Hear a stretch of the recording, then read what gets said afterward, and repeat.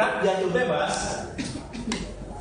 jika kecepatan awalnya tidak ke atas, tidak ke bawah, alias 0. Simple, gampang, nggak usah repot. Tidak memerlukan suatu pemikiran untuk menjelaskannya, karena merupakan kaitan yang sangat mudah dan logis.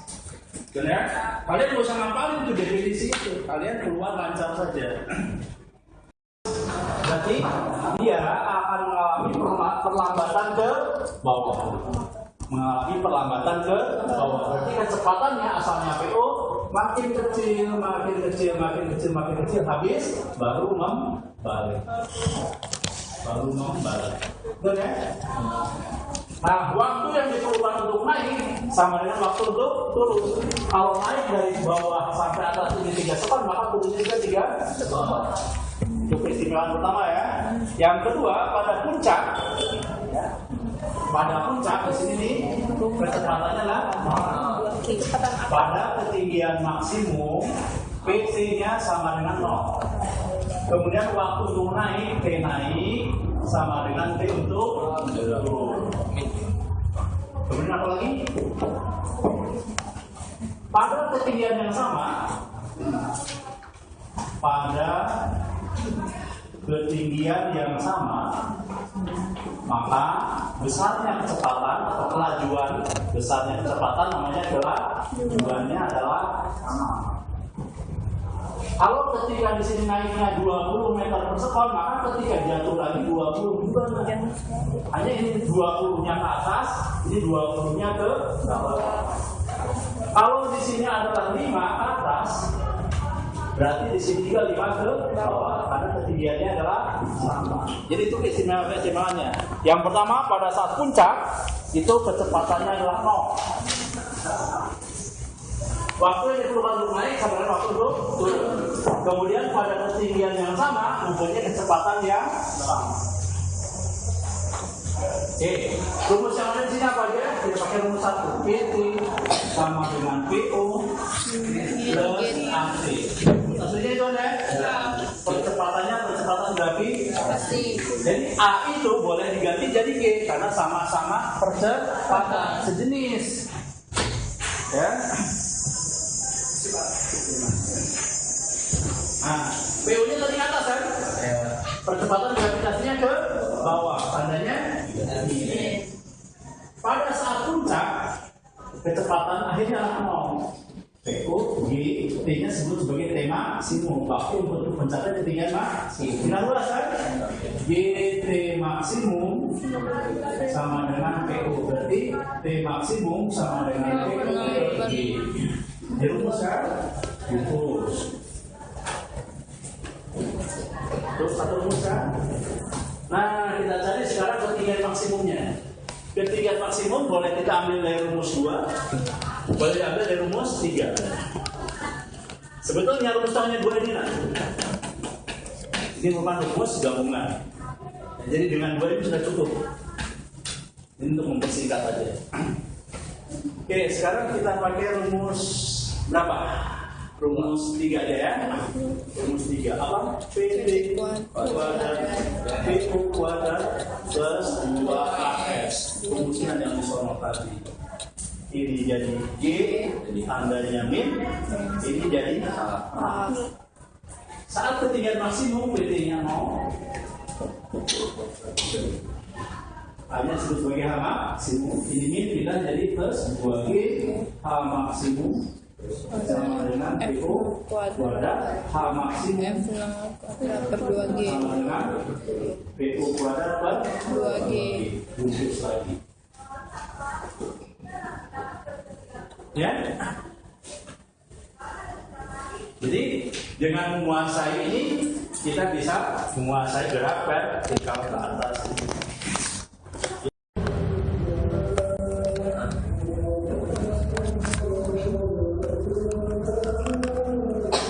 Maka dari gambar ini saya sudah bisa menilai anak tersebut tidak ngerti, tidak paham.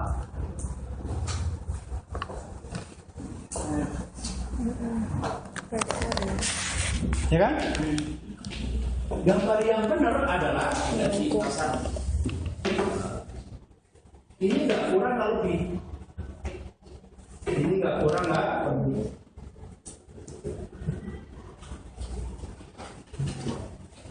Supaya nggak bingung, maka ada garis utuh dan ada garis pertolongan. Jadi vektor itu ada 3. Nih PO, nih POX, nih POY. Kelihatan dengan jelas di gambar itu hanya ada 3 vektor. Walaupun hanya ngurusin tentang garis utuh dan garis putus, hal yang sepele, hal yang gampang, hal yang mudah. Tapi di mata saya itu sangat berbeda jauh. Dan ya, atau jangan sampai nanti kalian membuat itu ya kayak tadi ya, jadi ini harus persegi. Karena merupakan penguraian vektor. Tetap karena kecepatannya tetap berarti gambar vektornya harus sama panjangnya. Ya kan?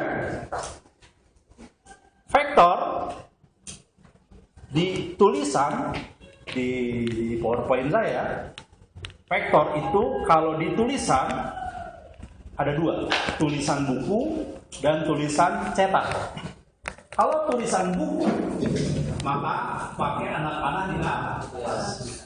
Dan ya, disebutnya vektor A. Besarnya vektor A itu pakai tanda mutlak. Berarti ini dibacanya besar vektor A.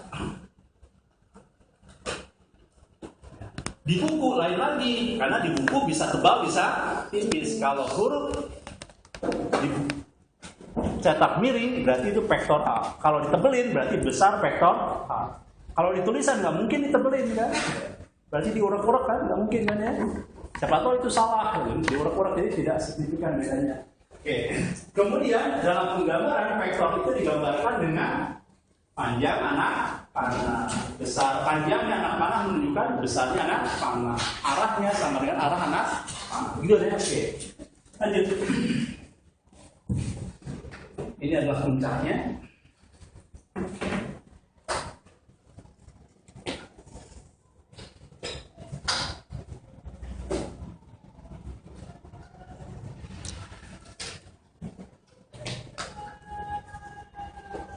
Oke, jadi kita usahakan supaya panjang anak panah di sumbu E itu sama panjangnya. Di sumbu Y, ini kan gerak vertikal ke atas kan? Asalnya besar, sampai sini juga kecil. Sampai sini habis. Sampai sini ada, tapi ke bawah. Sama dengan ini. Panjang ini harus sama dengan panjang. Kenapa harus sama panjang? Karena besarnya sama. Dari mana tahu besarnya sama? Ketinggiannya sama. Gitu ya? Jadi apa yang kita pahami itu terlihat di gambar. Dan ya, oke, panjang ini sama. Dari sini sama. Kenapa panjangnya sama? Karena GLB kecepatannya tetap. Kalau ini gerak vertikal ke atas, asalnya besar, makin pendek, kecil, habis memanjang sama lagi. Paham? Ya, gambarnya ya. Gambarnya harus kayak gitu. Oke, nah ini PO itu terdiri dari PO dan POY. Di sini berarti adalah PE, di sini adalah PY, berarti di sini adalah gabungannya adalah V. V itu sama dengan PX kuadrat ditambah PY kuadrat diakarin. Itu rumus Pitagoras. Kenapa Pitagoras? Karena saling tegak lurus. Dari mana tahu tegak lurus? Kan sumbu X sumbu Y. Komplit ya? Ngait ya? Paham ya? Oke. Jadi kalau ditanyakan berapakah kecepatan, berarti yang ditanyakan adalah V. Berarti di dalamnya ada VE dan ada VI.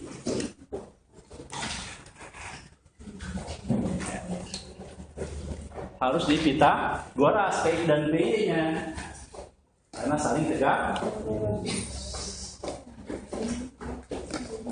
Oke, baik, nah kita lanjutin.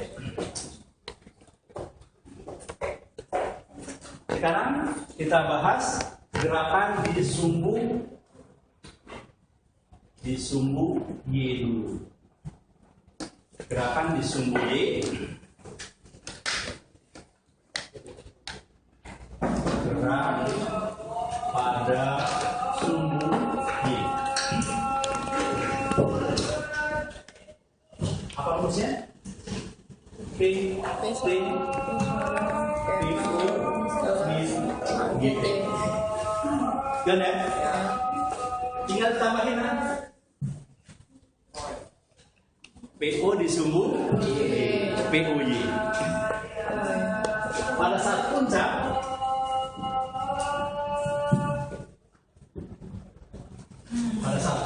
T-nya T maksimum kan ya? PT-nya 0 kan? Berarti T maksimum sama dengan T maksimum sama dengan POY. Kan gampang aja apa? T maksimum sama dengan POY yang tadi. Tinggal tambah aja dikit. Jadi kan? Berarti kalau tadi H maksimum adalah PO per G. Dan ya? Tinggal tambahin aja. Gampang atau mudah? Mudah-mudahan gampang ya. Ngerti kan? Gitu.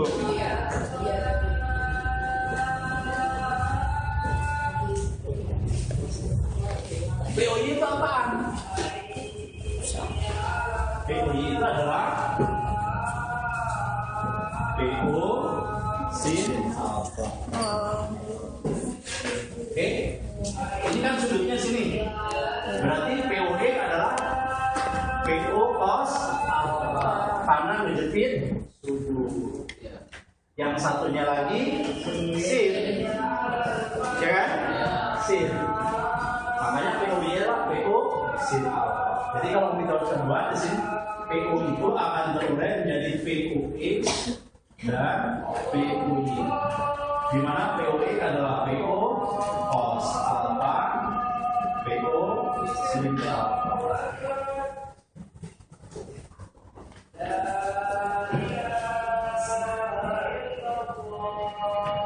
Oke. Dengan cara yang sama kali T tambah T kuadrat ini jadi Y. Boleh ya? Apa ya? Ini menjadi maksimum kalau kita pakai T maksimum. Ini-nya menjadi Y maksimum kalau pakai T maksimum. PO. PO-nya jadi PO. Ya? T maksimum apa tadi? POY per Y dikurangi G per 2. Ini kan? T maksimum adalah POY per G dikuadratin. Dan kuadratin kan? Oke.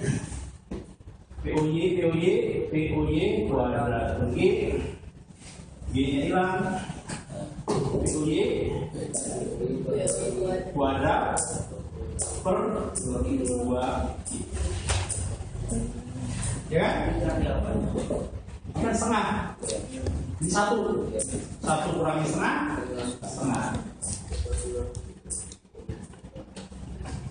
Betul ya?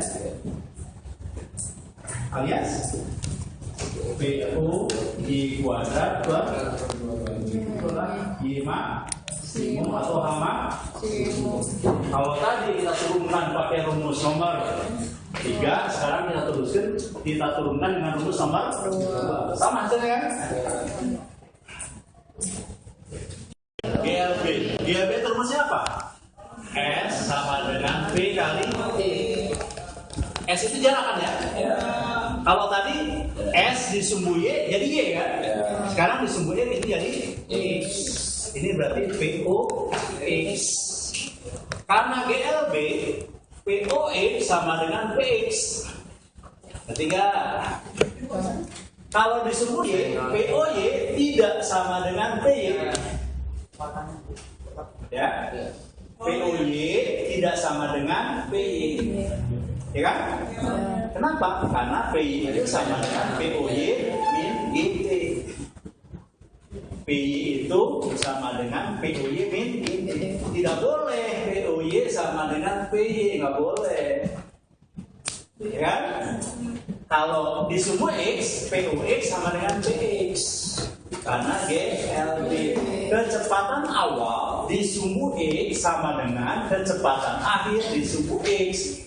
Awal dan akhir kan sama aja. Kalau ini kecepatan akhir di sumbu Y, ini kecepatan awal di sumbu Y. Gak sama kan? Karena dia akan berubah tergantung dari waktu. Oke. PO itu apa? PO cos alfa dikali T. Kalau kita pengen tahu berapakah ini X maksimum ya, berarti adalah PO cos alfa dikali waktu dari sini ke sini kan, sama dengan waktu ini kan, sama dengan 2 kali tema. Ngerti? Kan jaraknya dari sini sampai sini. Ya, berarti pakai waktu ini kan. Waktu itu sama dengan ini. Sama dengan T naik dan T turun, sama dengan 2 kali tema. Berarti sama dengan PO cos alfa 2 kali PO sin alfa dibagi Q. Ini kan T maksimum kan? Ini kan T maksimum kan? Ya. Berarti PO kali PO kuadrat. Kemudian 2 cos alfa sin alfa 2 cos alfa sin alfa sama dengan sin 2 alfa. 2 cos alfa sin alfa ini sama dengan sin 2 alfa. Trigonometri 2 cos 30 sin 30. 2 cos 30 setengah atas setengah sama dengan seperempat kan ya? Seperempat kali 2 setengah akar 3. Seperempat ini kan 1 setengah kali 3 ya? Oke, sekarang itu sama dengan sin 2 alfa sama dengan sin 60 setengah akar, sama kan? Ya, 2 sin alfa cos alfa itu sama dengan sin 2 alfa. Tanyain sama guru matematikanya ya.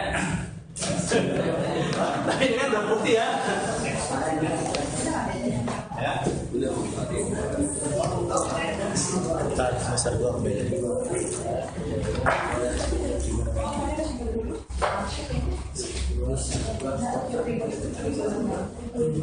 Bisa sih misalnya komputer 40 yang 50 dari